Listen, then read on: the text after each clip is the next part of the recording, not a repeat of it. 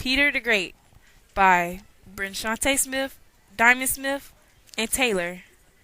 Peter's rights and responsibilities were to keep things in order as in controlling the government, declaring war, signing treaties, protecting his people, and etc. Peter followed most of his responsibilities while being Caesar by being there for his country when needed and providing for their needs. He was mostly fair when it came to everyone's rights and distributed things when needed equally, and everyone had a say in what he did, not always having a say and not always being listened to. Peter the Great, Caesar of Russia, was the first ruler of a non-Western nation to appreciate the implications of the growing power of the West and who attempted to modernize his country to cope with it. The rights and responsibilities are important because they will prove that Peter tried his best to be a good and positive leader, and he succeeded. And this will help with the argument in saying so. That's why he stayed in leadership for so long. This is Michael F. Romanov, also known as the Tsar. He was Peter the Great's father. He died when Peter was only 4 years old. Then that left Peter and his half-brother Fyodor to become the Tsar.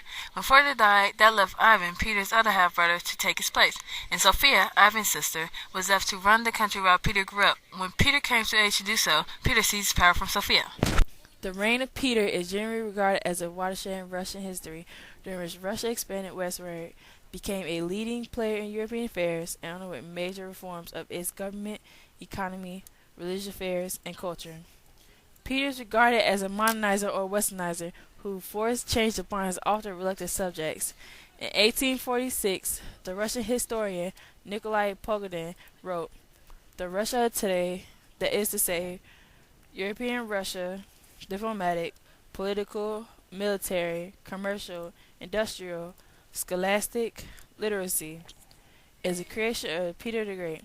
Everywhere we look, we encounter this colossal figure, who casts a long shadow over our entire past.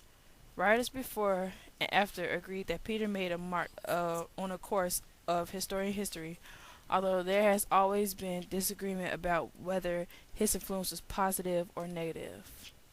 Rights that were being violated was the rights of the people sometimes. He hadn't always listened to them. The people and everyone else was involved, including Peter. This event happened over time and it lasted over some period of time as well. The people would also go around complaining. This is Peter disguised as a carpenter while traveling in Western Europe so people wouldn't know that it's him and that he's royal.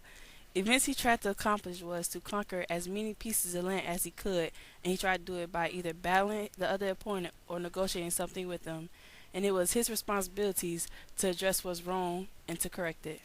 The outcome still fell in favor of Peter because he did as he pleased no matter what. The people still complained but had no choice to go along with what he did. Change that happened was the amount of power they had. It increased in their style. It was the first. At first, it was a problem, but they went with it sooner or later with no complaint. This event was important because he was a well-known monarch, and many people enjoyed him as he was in charge.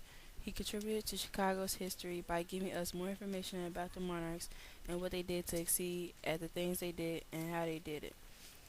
He provided much needed information to piece together how the world came to be. Cigars on ice, cigars on ice.